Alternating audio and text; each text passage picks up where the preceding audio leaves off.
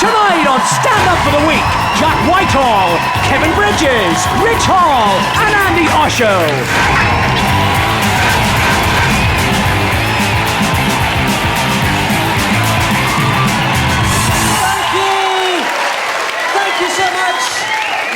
Folks, to Stand Up for the Week. What a fantastic week to start a brand new Topical show, folks. Lots going on, lots in the news, and here are the big stories of the week. We begin with shock news. Yes, England are still in the World Cup.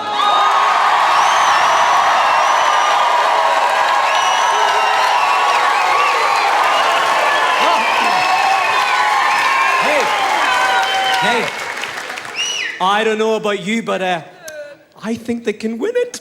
Hey? Did anybody see the guy who got arrested for being in the England dressing room at the weekend? Apparently he had no right to be there. Although in the England dressing room, that really doesn't narrow it down much, does it really? It's, yeah. There he is, Stavros Flatley.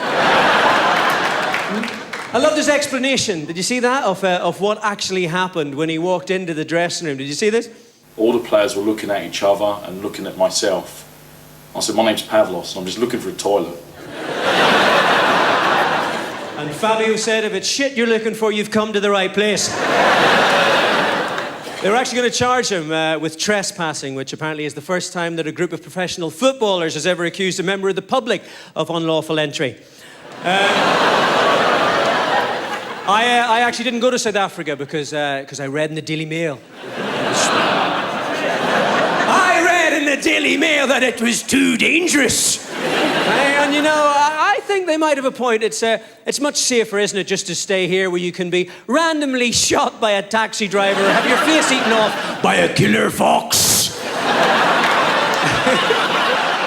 we had another killer fox attack in Brighton this week. Last week it was London, this week Brighton. As if the bushes of Brighton aren't treacherous enough of an evening. It was a kind of a weird story though, wasn't it? When I first saw the headline, twins eaten as they slept, I genuinely thought that Louis Walsh had broken into Jedward's bedroom. It was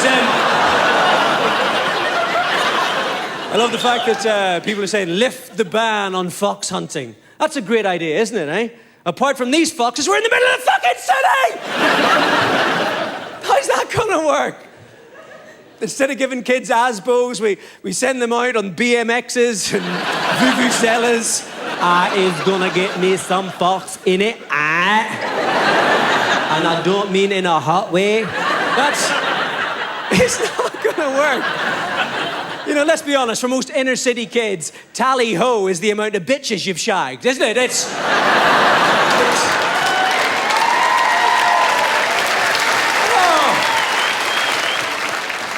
Also this week, folks, government ministers have been banned from using iPhones. Did you see this? Because apparently they're not safe enough to do top secret business on. And on this show, you know, we know all about that because this is our very own Jack Whitehall, pictured in this week's News of the World, racking up some of his top secret business on his mobile phone. Poor Jack, though, you know, who are we to judge? You know, for all we know, there could be a perfectly innocent reason for the whole thing. This is the eye snort.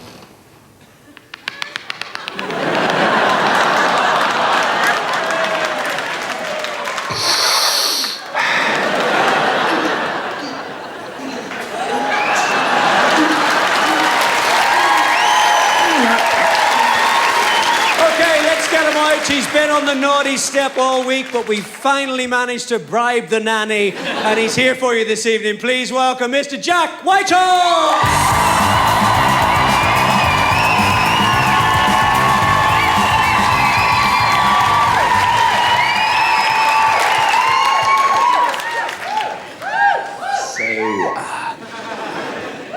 Quite a slow week in terms of celebrity news. As Paddy very kindly pointed out to you there, someone made a little bit of a tit out of themselves last weekend. Sorry for what I did. I have to accept the consequences of my actions. I'm here talking to you tonight, and then I'm off straight afterwards to talk to Frank. As I was told.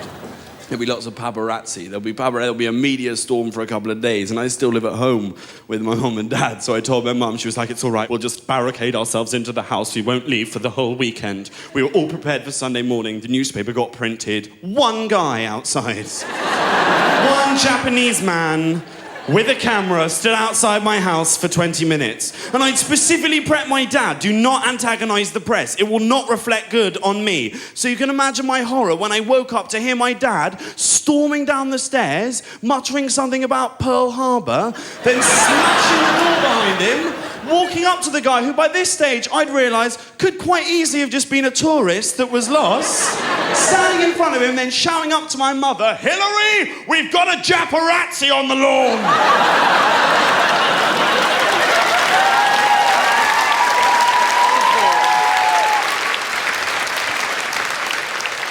But, you know, I was stupid. I was very, very stupid. But, you know, people make mistakes. There's scandal everywhere. BNP leader Nick Griffin, he's been invited to the Queen's Royal Annual Garden Party, and people are up in arms. I think we should look for the positives. I mean, at least if he is invited, Prince Philip will have someone to talk to. Although, yeah, they'll get on like a corner shop on fire. I imagine...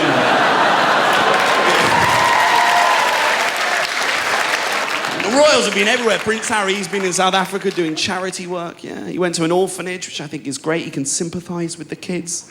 He doesn't know who his dad is either.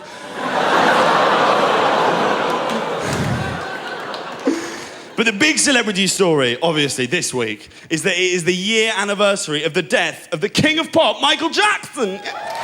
Oh, it's sad, you know, it's been a year since he's died, but even now people are finding it very hard to come to terms with the loss of Michael Jackson. And, yeah. It's said in the newspapers that he's earned nearly £1 billion since he's died, and you can imagine the beneficiaries in his will rubbing their hands with glee. And you think... He hasn't stopped working since he's died, though, Michael Jackson. They've released albums, there's been cover versions, they had the film, This Is It, which I went to see, it was fantastic. Rated PG, which was marvellous. Even after he's dead, parents don't want their kids left alone with him. But it's very depressing. I remember vividly still now Michael Jackson's death, because it was the same thing, I think, for everyone. As soon as he died, your phone went mental. 100 text messages from just like everyone you've ever met. And you got jokes, sick jokes from people that you'd expect to get sick jokes from. But even people that you didn't know had a bad bone in their body were sending you these horrible fucking jokes. Even one from like your granny and religious people, pious people. I bet at the death of Michael Jackson, if you'd gone to the Vatican, the Pope would have been texting all the priest jokes as well. What do you call the death of Michael Jackson? Less competition.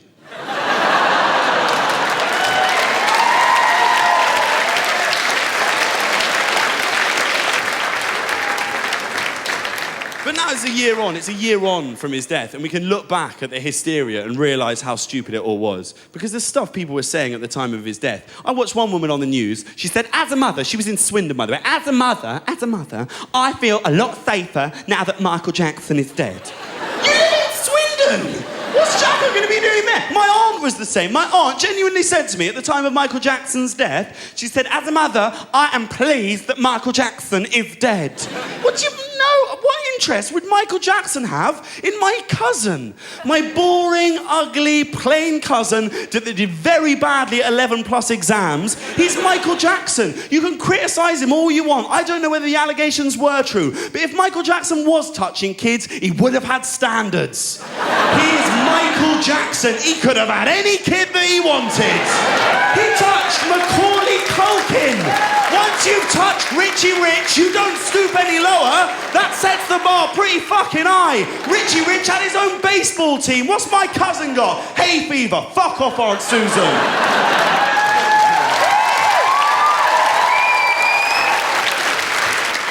Oh, you guys have been wonderful. Thank you very much. Enjoy yourselves. Good night.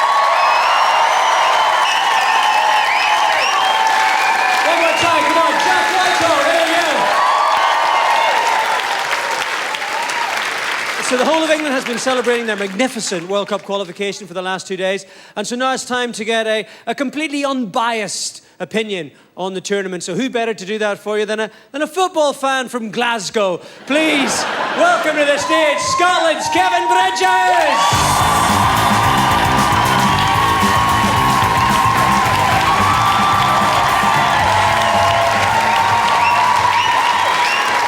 Good evening. Hello. Good evening, England. I'm here to talk about the World Cup, often referred to as the greatest show on earth by people who have never seen Coach Trip. So, congratulations to England for qualifying in second place. Well done. Qualifying in second place against America, Algeria and Slovenia. It's quite hard not to sound patronising when congratulating England for coming second in that group. It's a bit like trying to congratulate Usain Bolt for winning a silver medal in the 100-metre sprint at the Paralympics. The England team are in the most expensive hotel. That's one thing you can be proud of. The England team are staying in the most expensive hotel of all the 32 teams. A hotel costing £3,175 per player per night. That shows you how much money a football team can afford to spend on a hotel when they're only going to be staying there till Sunday. Argentina and Brazil, they're in a fucking travel lodge. The altitude's been blamed. Scientists recommended the FA give the players Viagra before the matches because of the difficulty breathing. Apparently, one of the lesser known effects of Viagra is that it expands your lung capacity, making it easier to breathe. So I think it would be a bad call. To give 23 sex-addicted Premiership football players Viagra and let them loose in a country with an HIV epidemic. It would be one way of ensuring a few positive results, no? A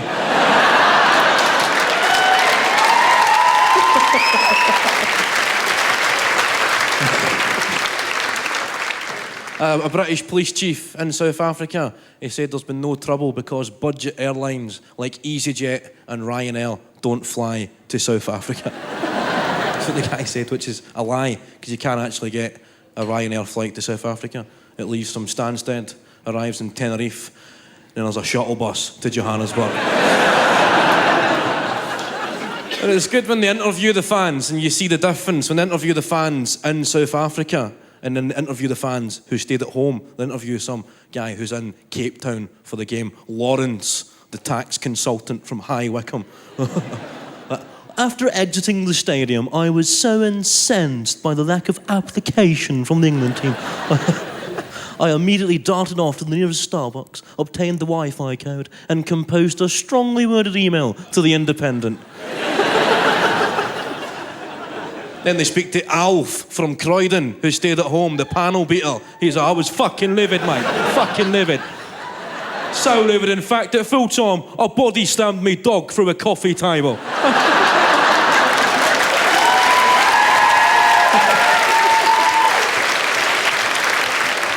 Moving on from England, what else has happened? It's not just been England, there is another 31 teams. The host nation, South Africa, they get knocked out, their players, they struggle to come to terms with their squad's sex ban. Don't know if you've seen this. There we are. Look at this guy. That was an idea stolen from the England team. Except the South African players are fully clothed. And it's one of their teammates in the middle, rather than Wayne Bridges' girlfriend.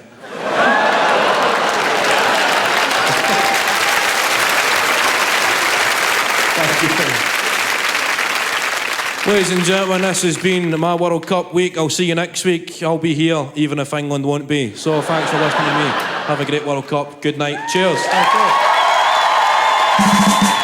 Still to come, Rich Hall, Andi Osho, and Brendon Burns. Don't go away. Welcome back to Stand Up for the Week, folks. Still to come tonight, we got Andi Osho. Yeah. And we've got a man who's been banned from telly for 4 years. No, not for groping people's arses or drowning men in his swimming pool. No, he's just a little unpredictable.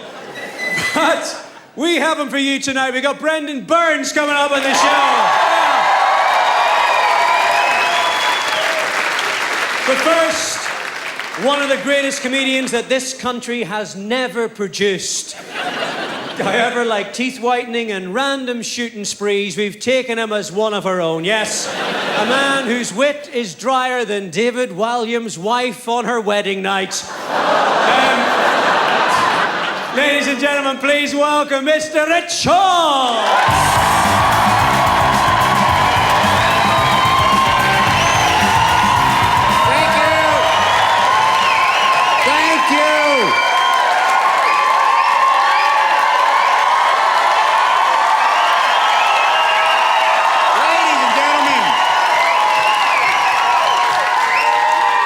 It has been the dream of my life to appear on this, Britain's longest-running comedy show.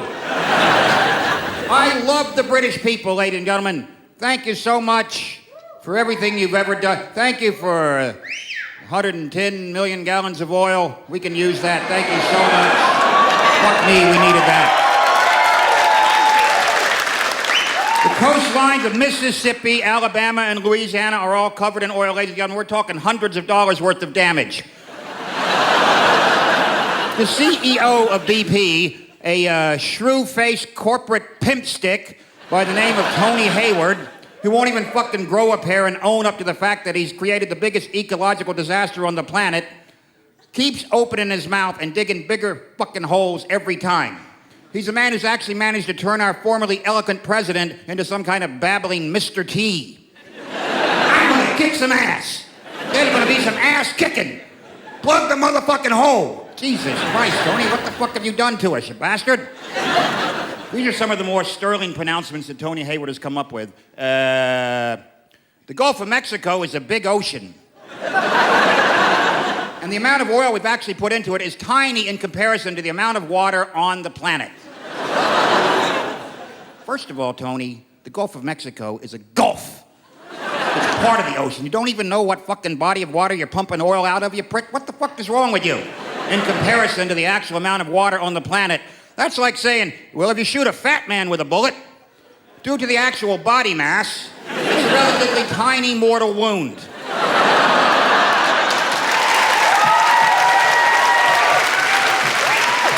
Relatively tiny.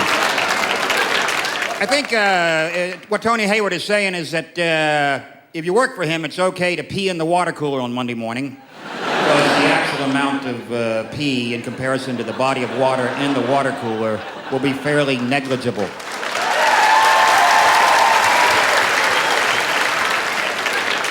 How much fucking worse does this get? Turns out, Rich, it gets a lot worse. Listen, if you fucked up 760 times, right? That would be a lot, right? That's what I thought. BP had 760 health and safety violations, and I guess that's understandable. And they're drilling for oil, right? It's going to be dangerous. And the next company closest to that is Sunoco. They have 8 violations. 768. Tony Hayward, biggest ecological disaster ever. He can't even fucking tell his kid to clean up his room. Yeah.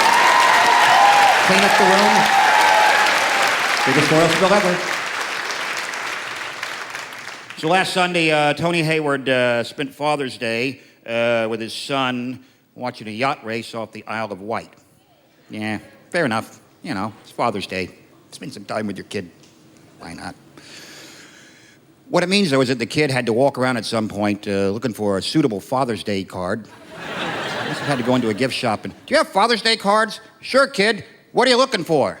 Do you have one that says, to the world's swellest dad, even if you are the architect of an ecological holocaust that's wiped out careers and ruined wildlife for thousands of years to come, you're still the world's swellest pop. I'm sure you would have rather spent Father's Day alone, maybe brushing up on your hara-kiri skills, or figuring out how to put a .357 Magnum bullet into your head without making a huge stain on Mom's brand new living room carpet. But instead, you spent Father's Day with me, your son, watching a $700 million yacht zip around in the water.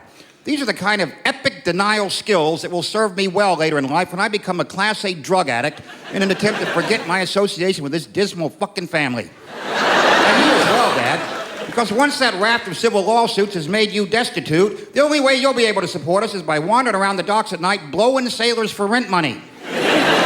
And as you get up off your knees and look at the long, expectant queue of naval officers awaiting your fellative services, you're going to think to yourself, wow, turns out 760 really is a pretty big number. You have that card? Happy Father's Day.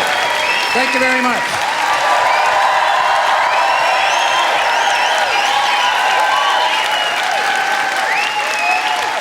There you go, one more time. Come on, Rich Hall. Okay. Now, folks, it's time for one of the rising stars on the comedy circuit. She's won several new talent competitions, and she's not a mentally unstable Scottish spinster or a dancing dog. But she is fantastic. Here she is with all the week's web news. Please welcome Andi Osho.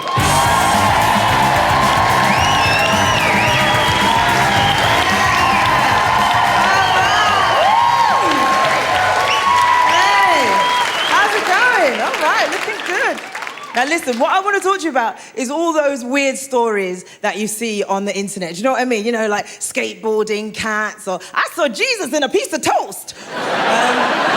You know, all those sorts of stories. So I saw this on the net, right? An American sex scientist is working on giving women the perfect orgasm. I'm thinking, perfect? Mate, an orgasm would be a start, do you know what I mean?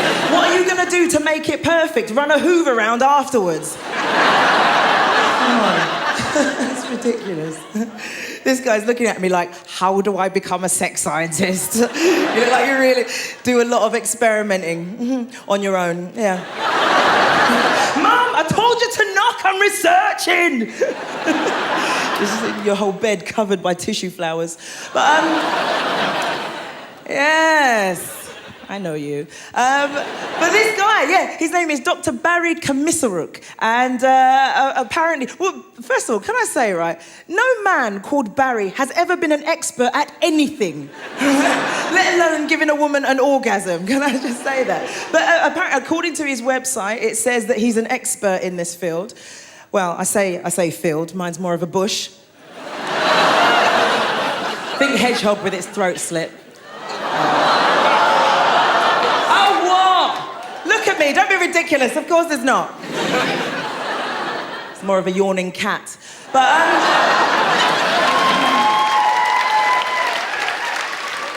we don't have any like famous sex scientists here in the UK, right? But what we do have, this is genuinely true, we do have Lisa Turner, who is an orgasm coach.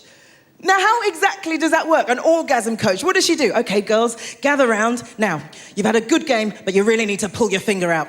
Yeah. And then maybe stick it back in again, eh? Yeah? Maybe a thumb up the... Anyways, so what else has been going on the net? Well, here's another story for you, right? An 18-year-old lad has been forced to marry a cow. Oh, why? Oh, because he got caught having sex with it. This happened in India. It's brilliant. I know that there's some people in Norfolk probably thinking, yeah, and your point is? Brilliant. You're just sitting there thinking, but that would make one hell of a tit wank, right?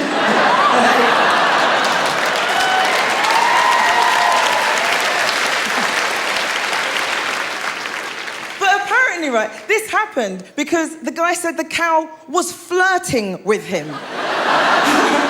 How does a cow actually flirt with you? Like, what does it do? Like, laugh at all your jokes and then go, oh my God, that's such a coincidence because I love Glee too. Do you want to see the cow? Yeah, why not? Let's take a look at the cow. There she is. Now, what we've done, we've blacked out her eyes, not to protect our identity, but to protect you, because she's actually winking under that. And I know that you wouldn't be able to resist. So that's for you, sunshine. Brilliant. But actually, one of the villages where this guy's from said, actually, he's a very quiet kid. I'm thinking to myself, no shit, he fucks cows. You're not exactly going to put that on your Facebook status, are you? Hey, went shopping, saw the new Shrek film, fucked a cow. Awkward smiley.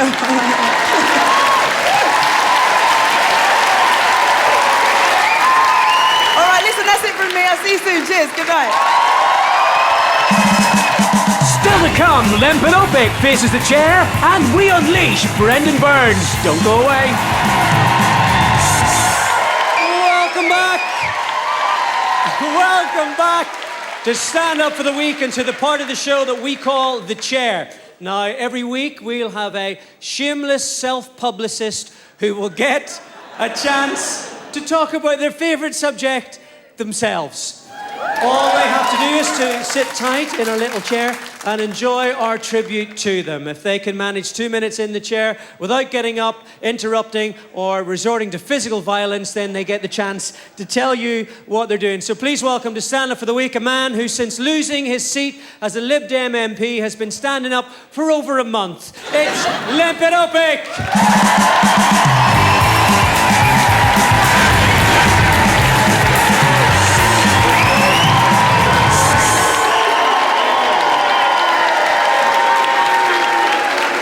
Okay. Good luck, Lembit. Thank you. 2 minutes starts now. Well, Lembit, having finally met you in the flesh, I can now understand why you're such an unbelievable fanny magnet.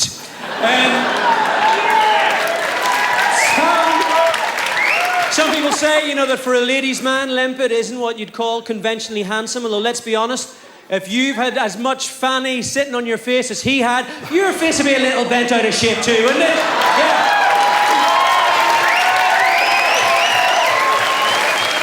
Just a few weeks ago, he lost his seat in the general election, which was a humiliating blow. Although he's not the first Lib Dem whose career has ended with a humiliating blow, although to be fair, Lembit didn't have to pay for his, or it didn't involve a rent boy. Although, to be fair, there have been some cracking women. There's been the weather girl, the cheeky girl, the underwear model, which, of course, is why Lembit has just been named as the new face of Rehypno.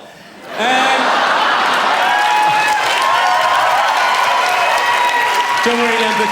It'll be over soon. Lembit's been engaged more times than a Hampstead Heath toilet, and normally for the same length of time.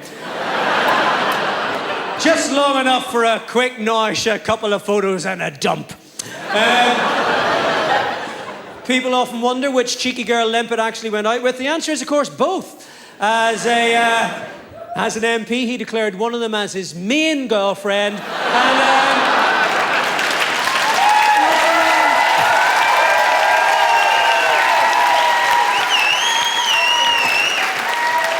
And the other one he just used as weekends and claimed her on expenses as his second hoe.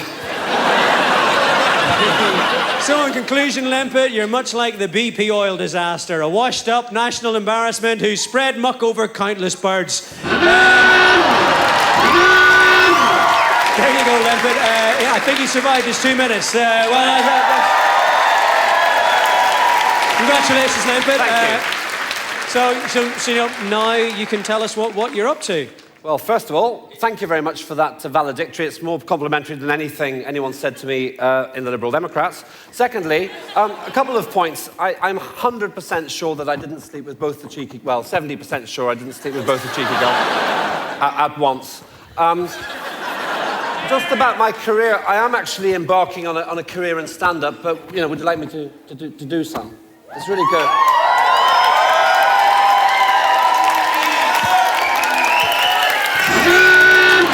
Ladies and gentlemen, let's hear it one more time for Lembit Opik. There you go.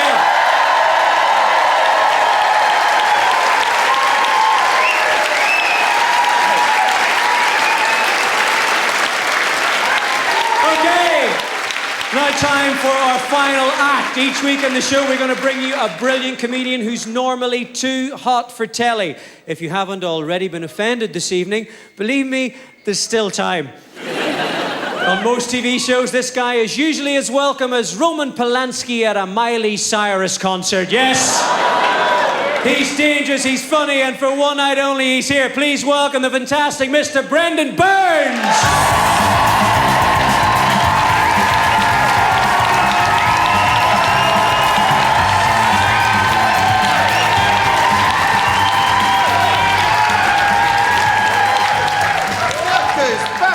Fucking telly! Yeah! Wow, with an intro like that, I feel like I'm just supposed to run out and rampantly start fucking people in the eye. 4.5 years now since I've had been in recovery from drugs and alcohol, and Thanks very much. Get fucked! Too late! Too late! You see, anywhere else in the world, you say you haven't had a drink or a drug for 4.5 years, you get a gut-wrench sweeping round of applause. Of course, here in Britain, you just get a room full of bitter people going, why? Surely didn't have to drive every night. What? So I checked into rehab, and they listed my primary as sex addiction. And I was like, what am I, fucking Russell Brand? And Russell Brand, how does he get that much pussy? What is wrong with British women that you would all fuck Russell Brand? What is wrong with you specifically that you would... Don't lie to me, if he was here, you'd climb 10 cocks to suck his. I've seen him cast his spell. He could ejaculate mice and you'd cut your clit off to make a happy hat for it. He looks like the personification of hepatitis.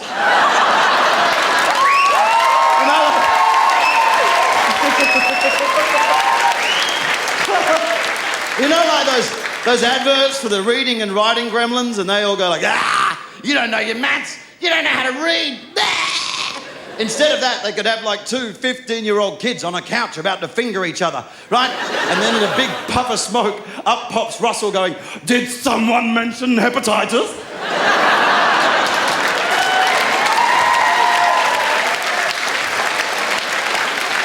It's okay, I'm merely lampooning. I'm engaged now, I'm glad that's behind me. Yeah, thanks very much. My wife-to-be is 10 years younger than me, and that has its merits. By all means, but if you are doing a woman 10 years younger than you, don't fuck her in front of the mirror. It's not a good idea. I did that, and I actually found myself thinking, why is my dad doing my missus? Why, brain, why? Sex addiction, is that a real thing? I don't know, what's sex? Maybe. Well, what's sex addiction? Well, maybe. It might be you find yourself in a lesbian threesome. They're taking in turns to lick each other out for your entertainment. Then they're taking it turns to blow you. There's porn on the telly in the background, and you're sniffing away on a bottle of poppers like a horse with a nose bag. And you find yourself pondering, I'm actually bored.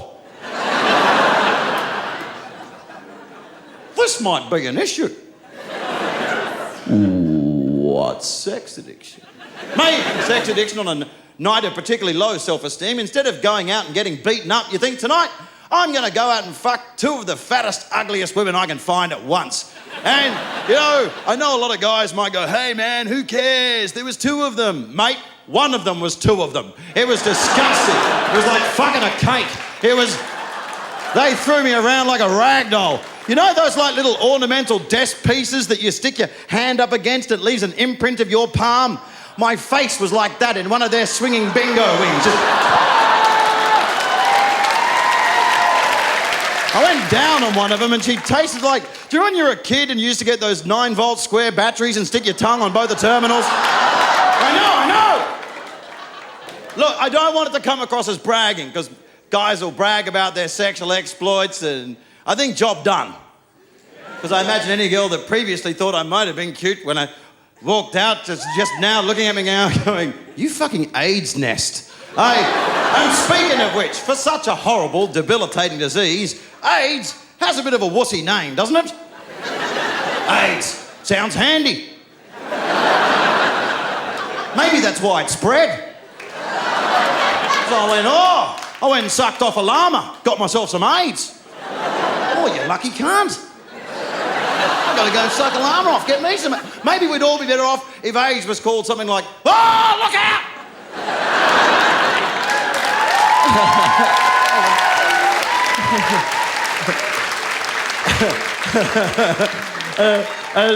And herpes could be called, now. Hey, you've been a lovely crowd. Thanks a lot, I really appreciate that. My name's Brendon Burns. Good night,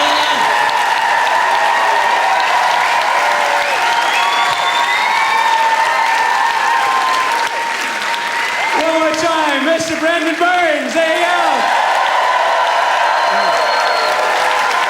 That is it, my friends, for Stand Up for the week. We'll be back next Friday. I'm Patrick Kielty. Thank you very much. Good night. Thank you.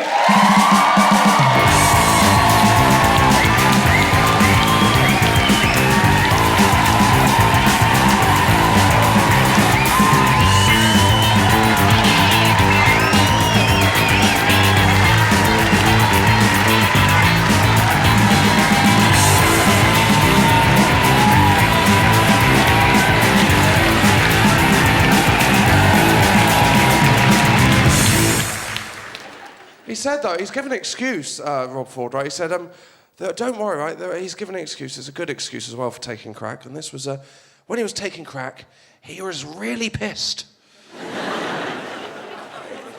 He said it was right. He said, that probably happened in one of my drunken stupors. You go, that is not an excuse. Being pissed is an excuse for buying cheesy chips.